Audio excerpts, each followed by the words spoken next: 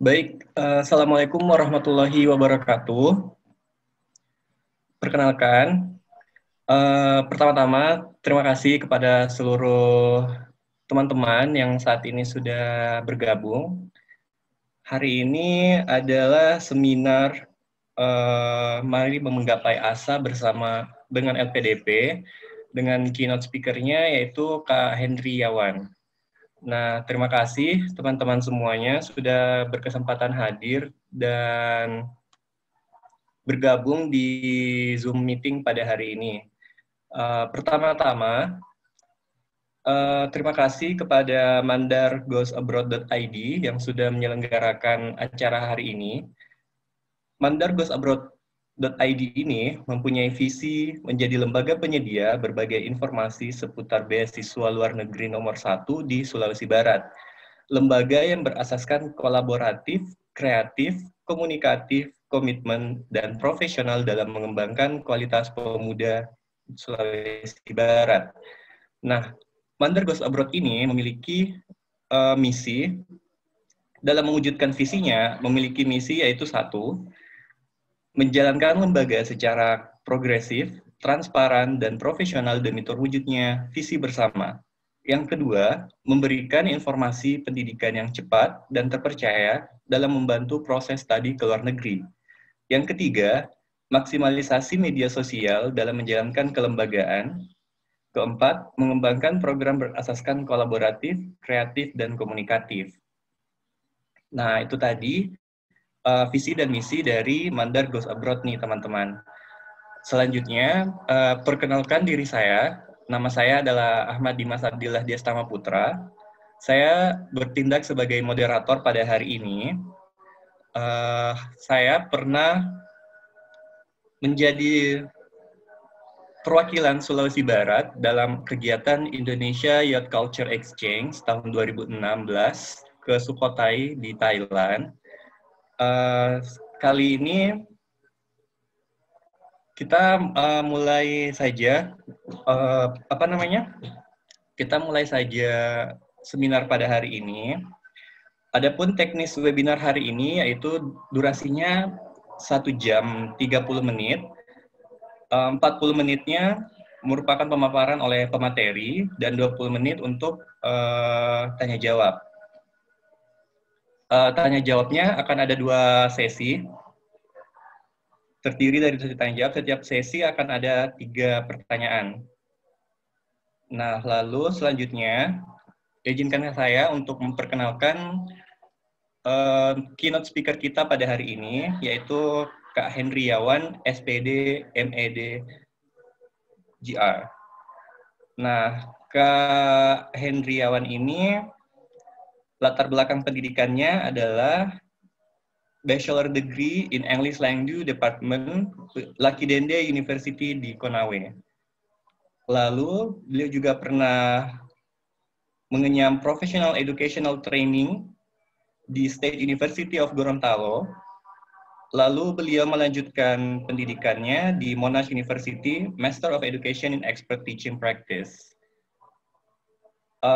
Kak Hendri Yawan ini juga pernah mendapatkan beberapa awards. Ya, yang pertama adalah Dikti Scholarship di tahun 2015 hingga 2016.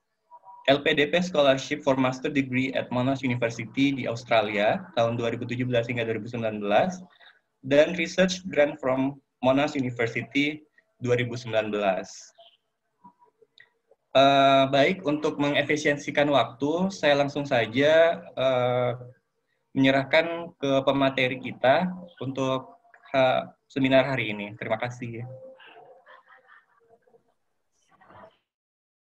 Ya, terima kasih Ahmad sudah memberikan waktu kepada saya. Assalamualaikum warahmatullahi wabarakatuh. Waalaikumsalam warahmatullahi wabarakatuh. Ya, senang rasanya saya bisa membersamai teman-teman semua, rekan-rekan Bapak Ibu sekalian dalam webinar kita kali ini. Saya Hendriawan, tadi sudah diperkenalkan secara singkat. Seterusnya saya sebenarnya tadi sudah perkenalan sudah cukup, hanya mau menyampaikan pemberitahuan saja bahwa kapasitas saya di sini sebagai narasumber tidak mewakili LPDP secara kelembagaan, tetapi sebagai alumni penerima beasiswa LPDP.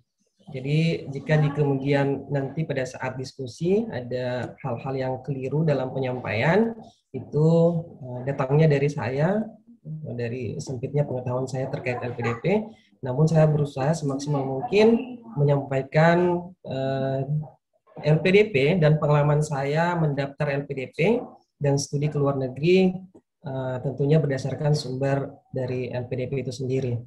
Nah, dan pengalaman saya. Oke, terkait beasiswa LPDP, saya boleh share screen? Ya. Silakan, Kak.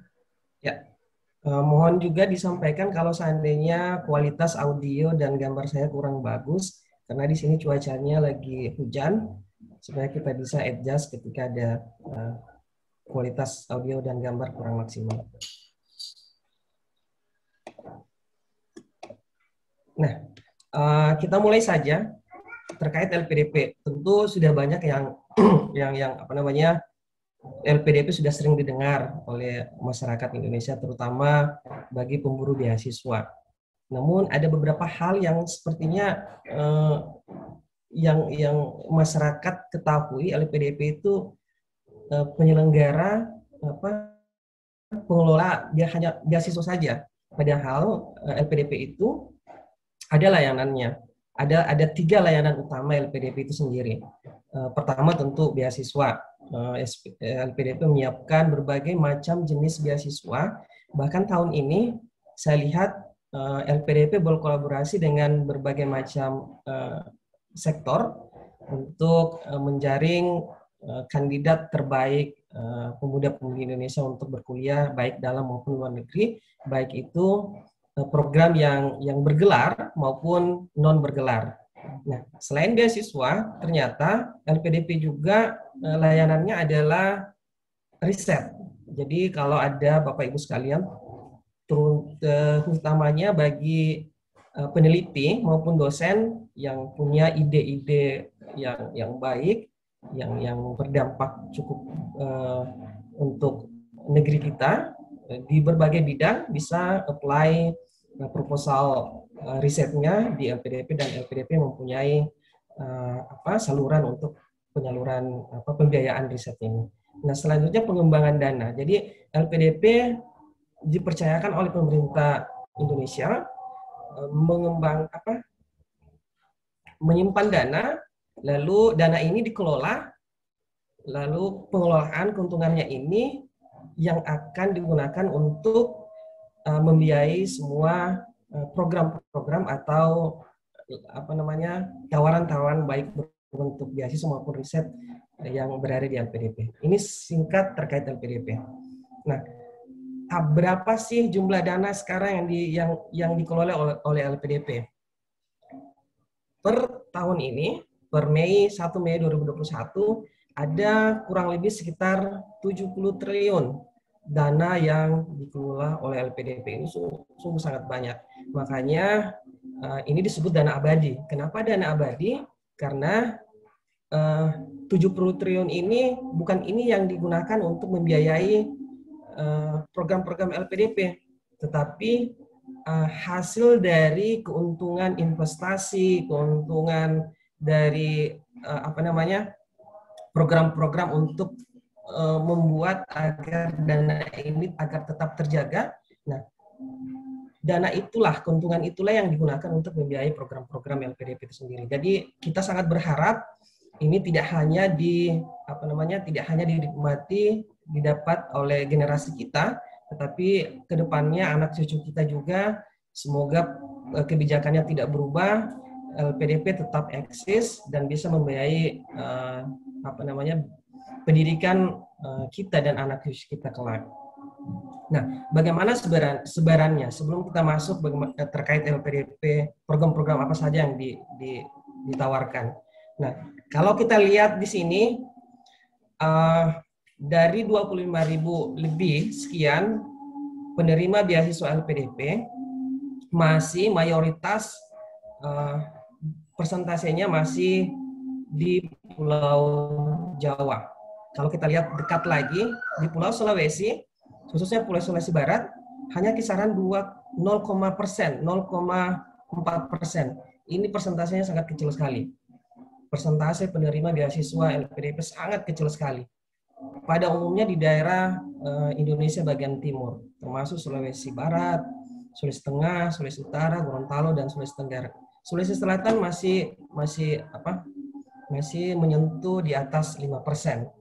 Tapi secara keseluruhan, Sulawesi Tenggara, Sulawesi itu masih sangat rendah sekali. Kami sangat berharap dengan adanya komunitas seperti Mandar Goes Abroad ini bisa menjadi kanalisasi teman-teman yang mau studi baik dalam maupun luar negeri, bisa menjembatani pemuda-pemudi yang potensial agar bisa mendapatkan beasiswa ini. Semoga teman-teman yang ikut webinar ini yang belum mendapatkan kesempatan mendapatkan beasiswa LPDP bisa mendapatkan dan menaikkan persentase daripada jumlah penerima beasiswa LPDP di Sulawesi Barat dan di Sulawesi atau Indonesia Timur pada umumnya.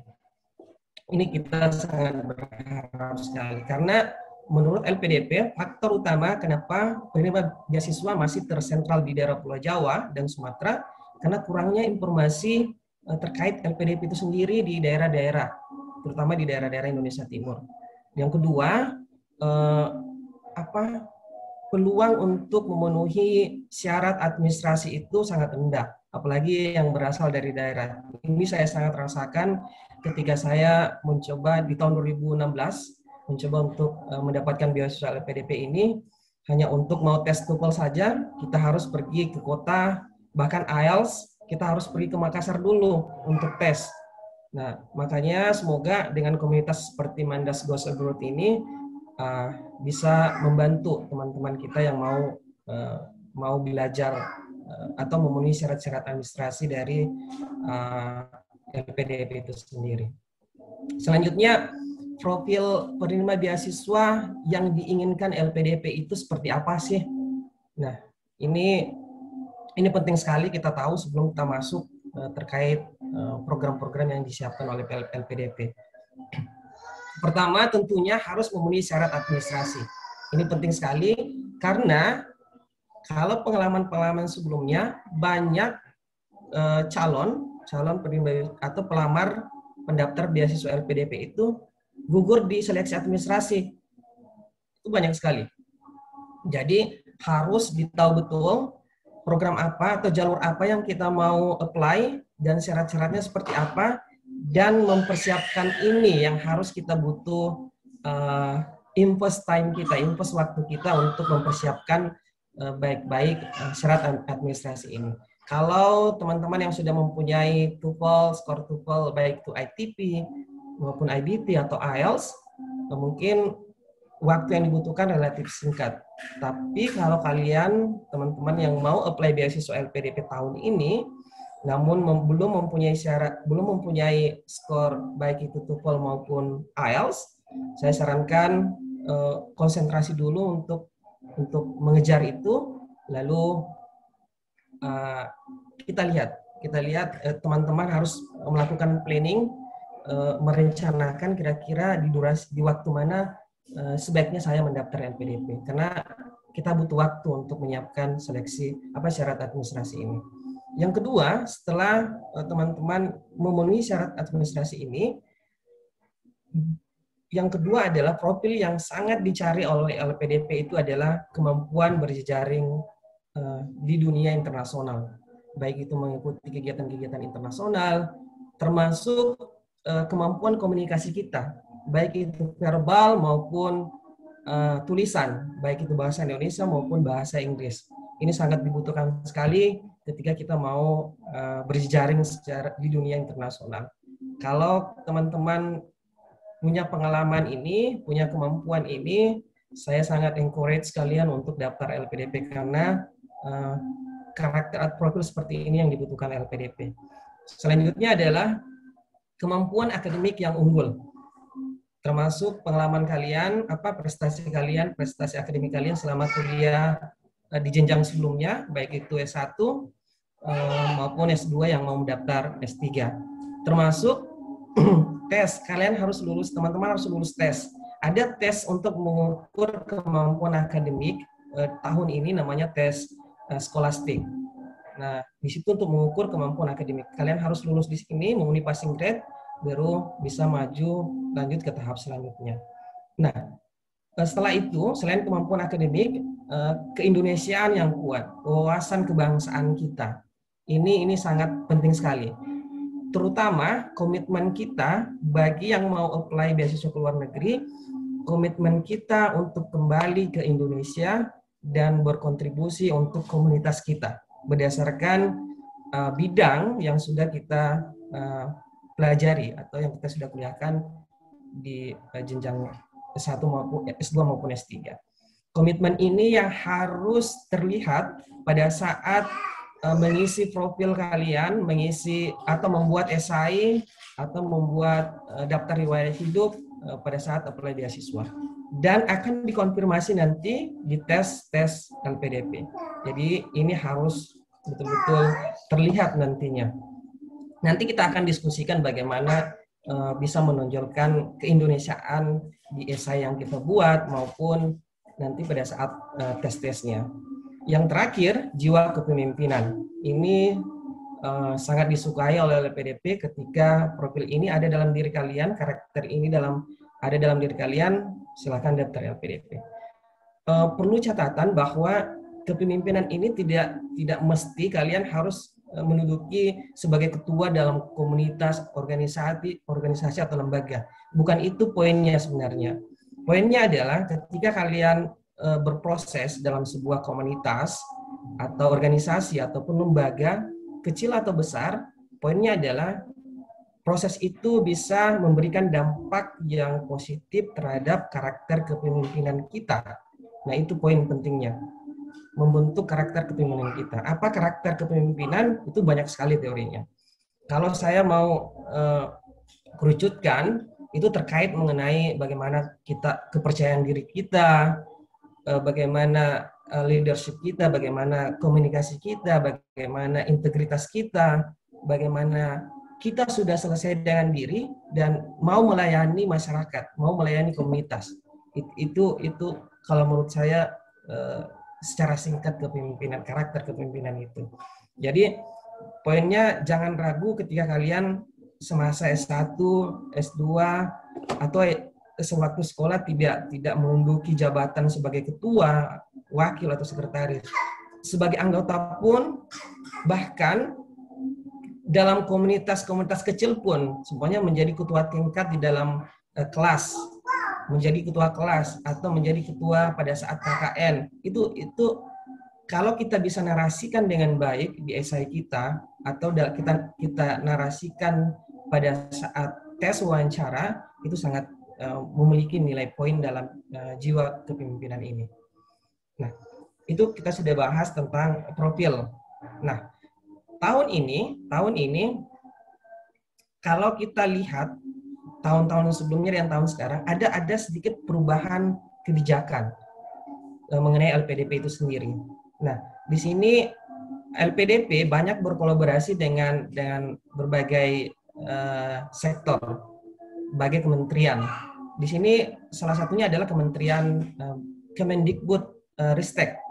Nah, kolaborasinya adalah yang kolom A ini adalah program yang sudah tersedia selama ini di tahun-tahun sebelumnya. Ada beasiswa afirmasi.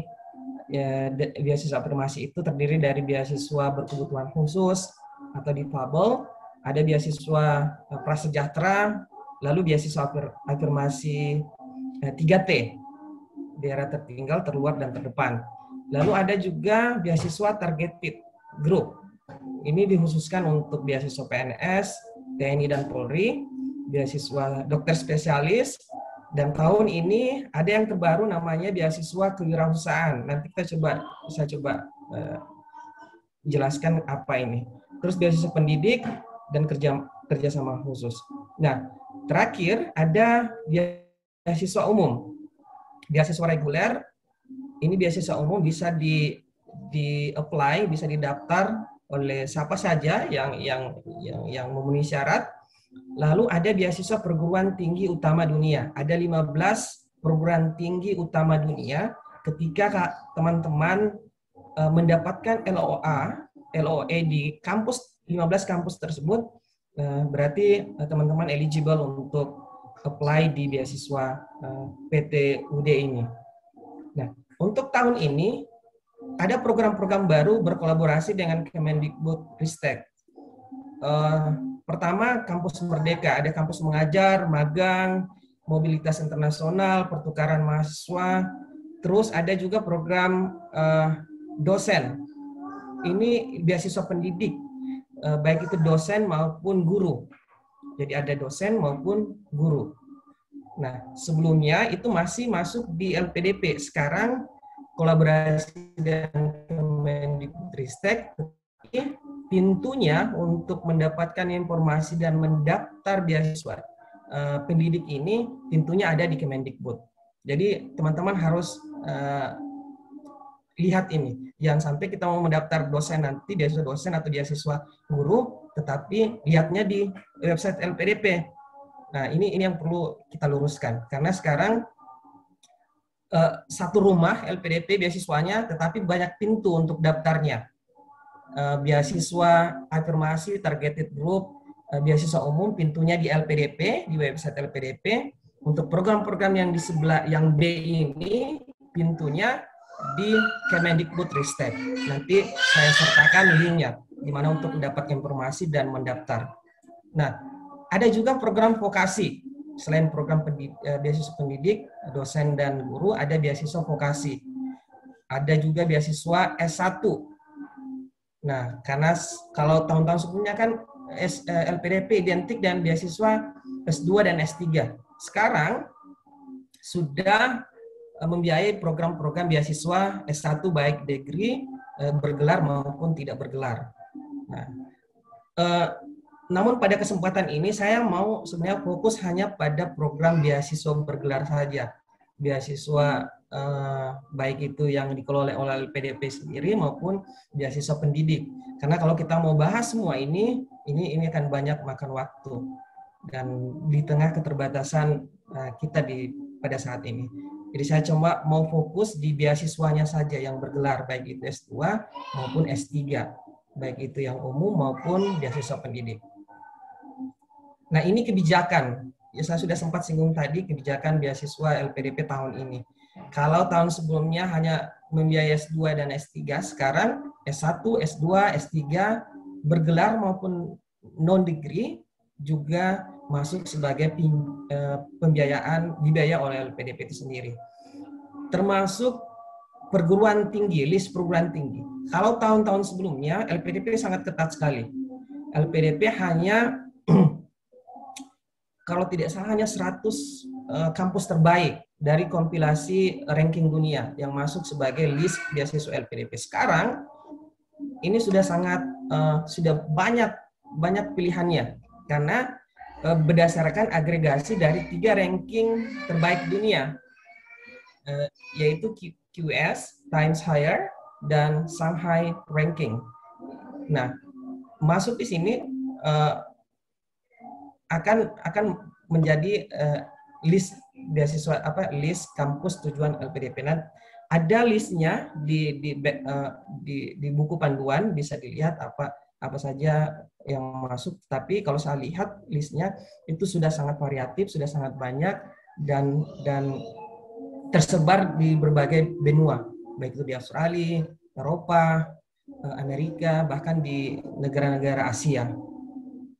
Nah, untuk selanjutnya, karena LPDP berkolaborasi dengan banyak pihak, saya mau emphasize di sini, kalau mau daftar beasiswa LPDP yang berkolaborasi dengan Kemendikbudristek, Anda mendaftar atau mendapatkan informasi di sini, di beasiswa.kemendikbud.go.id. Ada juga kolaborasi dengan Dikti, LPDP dan STUMED. Ini beberapa program jurusan tertentu. Untuk dapat informasi dan beasiswanya, daftar di sini. Nah, Kalau beasiswa LPDP itu sendiri yang afirmasi, targeted, dan umum, daftarnya di www.beasiswa.lpdp.kemenq.go.id. Ini adalah link untuk mendapatkan informasi dan apply portalnya untuk mendaftar untuk ketiga beasiswa ini, afirmasi, targeted, dan umum. Nah, selanjutnya, apa saja komponen biaya yang dibiayai oleh PDP? Ada 3 komponen penting, yaitu dana pendidikan, termasuk uang pendaftaran di perguruan tinggi, itu akan dibiayai oleh LPDP. Ketika kita sudah apply di kampus tujuan menggunakan dana pribadi, kalau kita lulus, kita bisa reimburse dana tersebut. LPDP akan menggantinya. Ada SPP atau tuition fee. Terus tunjangan buku. Nah, tunjangan buku ini kalau tidak berubah, di zaman saya 10 juta per tahun. Jadi 10 juta kita gunakan untuk membeli buku itu menurut saya sudah sangat banyak buku yang bisa kita dapatkan. Terus ada bantuan penelitian tesis dan disertasi. Jadi kalau kita mau melakukan penelitian, mau balik ke Indonesia, itu ada dana khusus untuk ini. Lalu ada bantuan seminar internasional. Nah, bantuan seminar internasional ini kalau sesuai dengan kriteria LPDP, dimanapun letaknya, dimanapun seminar ini dilaksanakan, di belahan dunia manapun, kalau memenuhi syarat, akan dibiayai oleh LPDP. Nah, ada juga bantuan publikasi jurnal internasional. Kalau kita punya tulisan berkualitas dan diterima di jurnal bereputasi, maka ada bantuan untuk publikasi tersebut. Nah, selain dana pendidikan, ada biaya hidup, ada biaya pendukung maksud saya. Dana transportasi, keberangkatan dan kepulangan studi dibiayai juga oleh LPDP.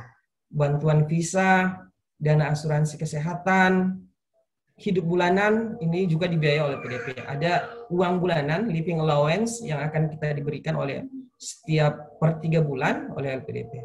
Jumlahnya bervariasi tergantung negara dan kotanya. Bisa jadi dalam satu negara berbeda jumlah nominalnya, karena ini berdasar tingkat kemahalan di suatu kota. Di Indonesia pun antara Jogja dan Bandung atau Makassar itu berbeda biaya hidup bulanannya. Nah, ada juga biaya kedatangan, settlement allowance. Ini kita akan diberikan ketika 2 kali biaya hidup bulanan kita, saat mau berangkat dan pada saat tiba di lokasi tujuan studi. Itu kita akan diberikan dana kedatangan. Tunjangan keluarga bagi yang lolos beasiswa doktoral, ada tunjangan keluarga, akan dapat tunjangan keluarga istri dan 2 anak kalau tidak salah. Ada dana darurat juga. Nah, untuk dana tambahan ini tergantung tergantung beasiswa LPDP apa yang kita apply. Kalau dana penyelenggara rumah sakit ini biasanya dokter spesialis. Ada juga pengayaan bahasa bagi yang daftar beasiswa afirmasi. Jadi ketika teman-teman nanti daftar beasiswa afirmasi, lalu lolos, nanti sebelum berangkat, teman-teman akan mendapatkan kesempatan untuk mengejar syarat bahasa. Nanti kita akan belajar, teman-teman akan belajar di kampus yang ditunjuk, pusat bahasa yang ditunjuk oleh LPDP, kurang lebih selama 3-6 bulan. Dan itu sudah dibiayai semua oleh LPDP. Nah, yang di bawah ini khusus penerima beasiswa disabilitas. Jadi ada dana pendampingnya. Nah, kalau saya mau akumulasi semua ini berdasarkan pengalaman saya kuliah di Australia, untuk magister itu dana yang kita terima itu kurang lebih sekitar 1 miliar. Kita akan dibiayai kurang lebih 1 miliar untuk semua komponen ini. Khususnya di negara-negara Eropa atau Australia atau Amerika yang magisternya berdurasi 2 tahun. Maka kurang lebih sekitar 1 miliar dana. Kalau doktoral kurang lebih 2 miliar dana yang dibutuhkan oleh LPDP untuk membiayai 1 magister dan begitupun juga doktoral. Ini sangat banyak sekali. 1 miliar itu sangat banyak sekali. Kalau kita mau daftar dan menggunakan biaya sendiri, itu sangat tidak mungkin. Apalagi kita yang berasal dari daerah. Ini adalah sesuatu yang sangat besar yang ingin kita capai. Jadi poin saya, karena ini adalah sesuatu yang besar, maka kita harus menyiapkan rencana-rencana besar juga untuk mengejar beasiswa ini. Baik itu mulai dari memantaskan diri, menyiapkan syarat-syarat administrasinya, dan pada saat kuliah juga kita harus betul-betul sudah siap untuk segala halnya. Nah, bagaimana proses seleksinya? Untuk beasiswa afirmasi, targeted dan umum, selain perguruan tinggi utama dunia, afirmasi, targeted dan umum, proses seleksinya seperti begini. Pertama, seleksi administrasi tentunya ketika teman-teman lolos seleksi administrasi, ada seleksi substansi akademik. Ini yang akan mengukur kemampuan akademik pelamar. Biasanya tes bakat skolastik. Nah, kalau kita lolos di sini, ada tes seleksi substansi kebangsaan. Ini yang baru, sesuatu yang baru di 2021. Kita masih meraba-raba bagaimana proses seleksi substansi kebangsaan ini, tapi menurut informasi yang saya dapat melalui kanal YouTube LPDP RI, seleksi substansi kebangsaan ini menggunakan kita menulis esai. Ada hal yang mungkin soal yang kita diberikan, lalu kita menulis esai, nanti kita akan dikonfirmasi pada saat seleksi wawancara. Nah, seleksi akhir itu ada skor, ranking, dan prioritas bidang yang akan menentukan lolos atau tidak lolosnya calon pelamar. Nah, berbeda dengan PTUD, Perguruan Tinggi Utama Dunia. Kalau PTUD, kalau kita lihat di sini ada seleksi step yang hilang, satu step yang hilang, yaitu tes bakat skolastik. Itu sudah tidak ada di sini. Jadi ketika lulus seleksi administrasi, lalu seleksi substansi kebangsaan, dan seleksi wawancara. Kenapa tidak ada skolastik? Karena mungkin LPDP menganggap ketika kita lulus di 15 kampus terbaik dunia, berarti secara kapasitas akademik kita sudah memenuhi. Jadi tidak perlu lagi diuji kemampuan akademik kita. Kalau kita sudah dapat LOA di 15 kampus terbaik dunia. Nah, ini teman-teman yang mau apply, silakan catat tanggalnya, catat tanggal penting beasiswa LPDP. Ada 2 tahap. Tahap pertama, pendaftaran dimulai tanggal 4 Mei, diakhiri tanggal 1 Juni. Ini kurang lebih 1 minggu ke depan akan tertutup pendaftarannya. Namun jangan khawatir ketika mau mendaftar namun tidak terkejar di tahap 1, LPDP membuka tahap kedua, yaitu dibuka pada tanggal 1 Agustus dan ditutup pada 8 September. Ini masih panjang. Yang teman-teman yang mau apply mau daftar TOEFL dulu, IELTS dulu, saya kira bisa terkejar di tahap 2. Namun ketika dirasa tidak bisa terkejar di tahap 2, bisa apply di tahun berikutnya. Karena saya yakin LPDP akan ada lagi di tahun berikutnya. Nah, apa saja syarat-syaratnya Bapak Ibu sekalian peserta webinar kali ini? Untuk reguler, ini ada pertanyaan yang sering saya ditanyakan oleh teman-teman. Apakah syarat LOA itu wajib? Maksudnya kita sudah harus diterima di perguruan tinggi untuk bisa daftar LPDP.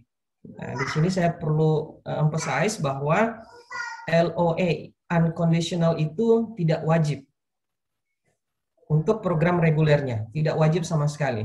Jadi ada LOA ataupun tidak ada LOA, teman-teman punya kesempatan untuk apply beasiswa reguler, baik itu beasiswa yang umum maupun beasiswa ya lainnya, kecuali beasiswa perguruan tinggi utama dunia. Syaratnya harus ada LOE. Terus IPK-nya 3,0 dari skala 4, usia untuk dokter 3,25, usianya 35 tahun untuk magister, 40 tahun untuk dokter. Nah, yang wajib adalah kemampuan bahasa, syarat kemampuan bahasa. Untuk dalam negeri, magister, syaratnya adalah TOEFL ITP bisa 500, TOEFL IBT 61, PTE akademik 50, IELTS 6,0. Untuk program doktoralnya dalam negeri, ITP-nya 530, dan seterusnya. Nah, untuk luar negeri, ini yang penting sekali, teman-teman yang mau mengejar beasiswa luar negeri, sudah tidak menggunakan lagi TOEFL ITP, tetapi TOEFL IBT. Yang diterima adalah TOEFL IBT. Skornya 80 untuk magister dan 94 untuk doktor. Sementara IELTS dibutuhkan 6,5 dan doktor 7,0. Ini yang perlu diperhatikan Bapak Ibu sekalian, karena kadang ini kita tidak perhatikan dan kita apply, nanti kalau tidak dipenuhi syarat ini, saya yakin dan percaya kalian tidak akan lolos seleksi administrasi, akan gugur di tahap administrasi. Makanya ini penting sekali untuk didudukkan, untuk dibaca dan dipersiapkan. Nah, perguruan tinggi utama dunia, LOE-nya wajib. Jadi harus membuktikan kita sudah diterima di 15 perguruan tinggi utama dunia yang masuk dalam list LPDP. Bisa dibaca syarat-syarat yang lainnya. Nah, apa saja list perguruan tinggi utama dunia? Ada 15, ada Caltech, ada Columbia University, Cornell, Harvard, terus MIT, dan seterusnya. Ada 15 perguruan tinggi utama dunia. Ketika kita dapat LOE unconditional di 15 perguruan tinggi ini, berarti kita eligible untuk daftar di jalur beasiswa ini. Bagi yang PNS, bagi yang polisi maupun TNI, bisa mendaftar jalur beasiswa PNS. Ini masuk dalam kategori targeted group.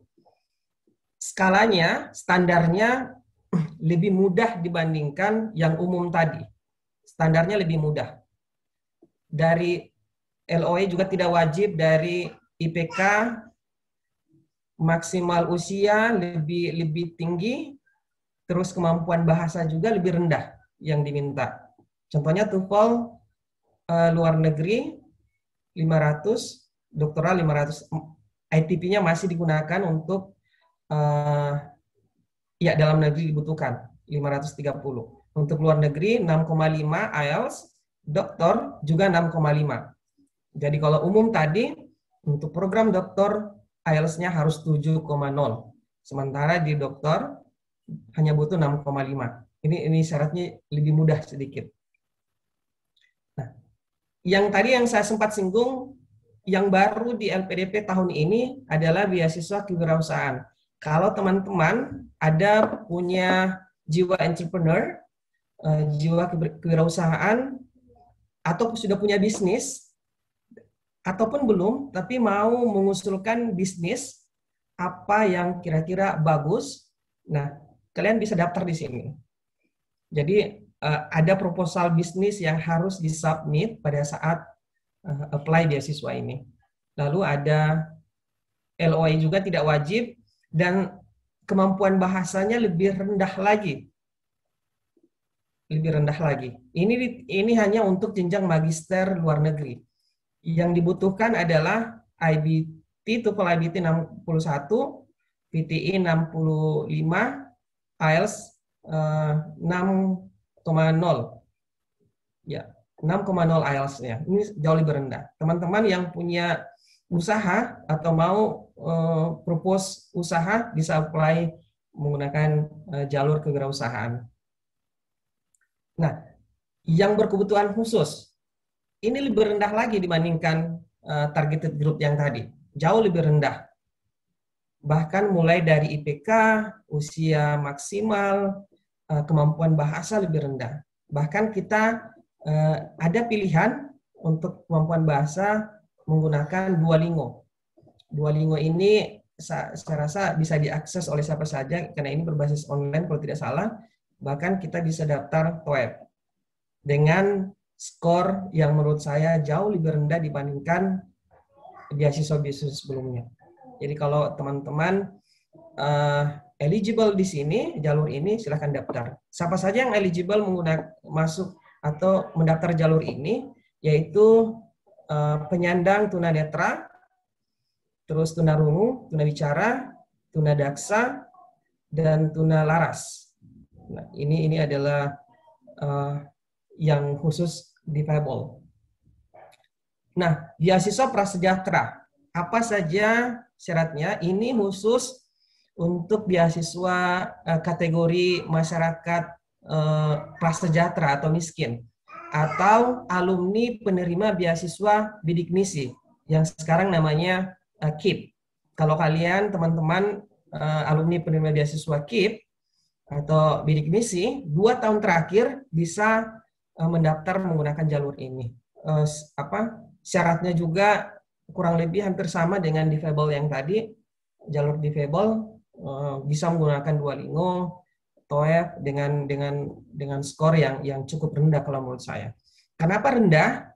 Karena jalur ini termasuk jalur afirmasi 3T akan ada persiapan bahasa ketika teman-teman lulus beasiswa ini.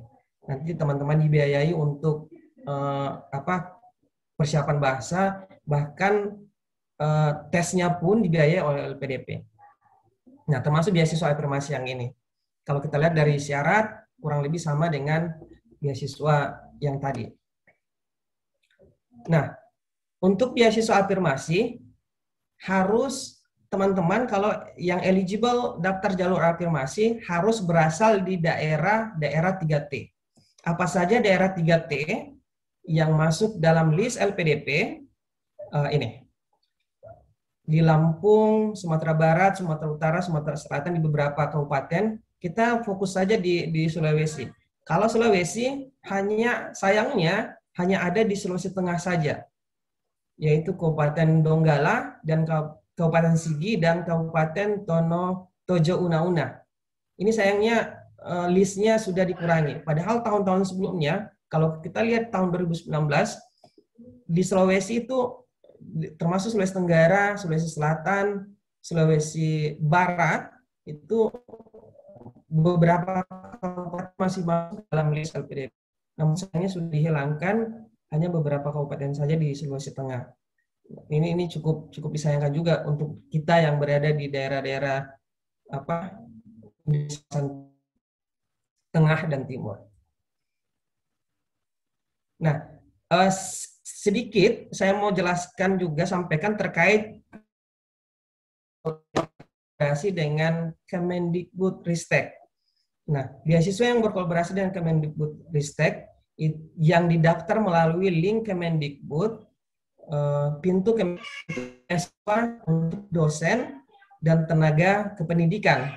Kalau teman-teman mempunyai yang sekarang menjadi dosen, yang punya NIDN, bisa apply menggunakan jalur ini. Tapi syaratnya di sini, kalau saya lihat harus punya LOE. Kalau yang dosen dan tenaga kependidikan. Nanti syarat-syaratnya lagi, karena kita terbatas oleh waktu, nanti bisa dibaca bukletnya, lebih terperinci lagi apa sih syarat-syaratnya. Ada juga beasiswa guru yang punya NUPTK, bisa mendaftar beasiswa baik itu di dalam maupun luar negeri. Nah, selain beasiswa guru dan dosen, ternyata LPDP melebarkan sayapnya di tahun ini untuk membiayai program-program kampus Merdeka dan Merdeka Belajar. Ya, ada kampus mengajar, mikrokredensial, pertukaran mahasiswa merdeka maupun mobilitas internasional mahasiswa. Ini biasanya harus diinisiasi oleh kampus kita, kampus tempat kita studi. Yang S1 harus diinisiasi oleh kampus kita studi. Programnya harus diinisiasi oleh kampus tersebut. Contohnya internasional mahasiswa ini atau transfer kredit internasional. Jadi kampus kita yang mengusulkan ke Dikti lalu bermitra dengan kampus luar negeri. Nah, kita mahasiswa S1 yang akan mendaftar di kampus masing-masing. Nah, teman-teman yang S1 tidak bisa mendaftar secara pribadi di Dikti, tapi harus melalui kampusnya masing-masing. Ada program-program vokasi juga, saya percepat program-program vokasi baik itu dosen maupun guru. Nah, selain itu ada program S1 juga, S1, yaitu beasiswa S1 siswa SMA berprestasi, baik itu di dalam maupun luar negeri. Nanti teman-teman Mandar Goes Abroad bisa share bukletnya terkait informasi ini.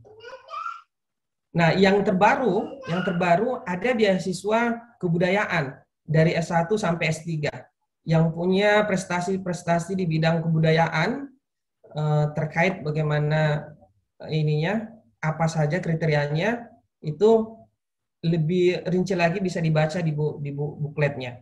Ini kalau kalian eligible di sini bisa daftar di sini. Dan saya lihat syarat bahasanya juga jauh lebih rendah dibandingkan yang LPDP yang umumnya. Nah, poin penting yang saya mau ingatkan di LPDP itu sekarang beasiswa LPDP yang berkolaborasi dengan berbagai leading sektor itu bervariatif. Yang mau daftar beasiswa umum, targeted group, afirmasi, linknya ada di sini, beasiswa.lpdp.kemenq.go.id.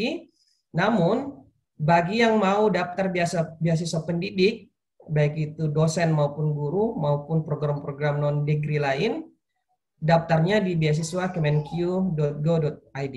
Informasinya di 2 pintu yang berbeda. Nah, ada juga sebenarnya beasiswa yang sebelumnya ada, namun sekarang belum dipublish. Itu beasiswa, ada satu beasiswa yang kolaborasi dengan Kementerian Agama, beasiswa santri. Nah, ini belum dipublish. Kalau teman-teman alumni pesantren bisa daftar di situ. Nanti LPDP masih membuat MOU dengan Kementerian Agama. Ketika sudah oke, secepatnya akan dipublish terkait beasiswa santri ini. Juga beasiswa dokter spesialis masih berkoordinasi dengan Kementerian Kesehatan. Dan link pendaftarannya itu berbeda di masing-masing yang akan dikelola oleh leading sektornya. Contohnya kalau di beasiswa santri itu akan di Kemenak, beasiswa guru atau pendidik itu di Kemendikbud, dokter spesialis di Kementerian Kesehatan dan lain sebagainya. Nah, demikian informasi dari saya. Kalaupun ada hal yang mau didiskusikan, kita akan coba diskusikan. Assalamualaikum warahmatullahi wabarakatuh.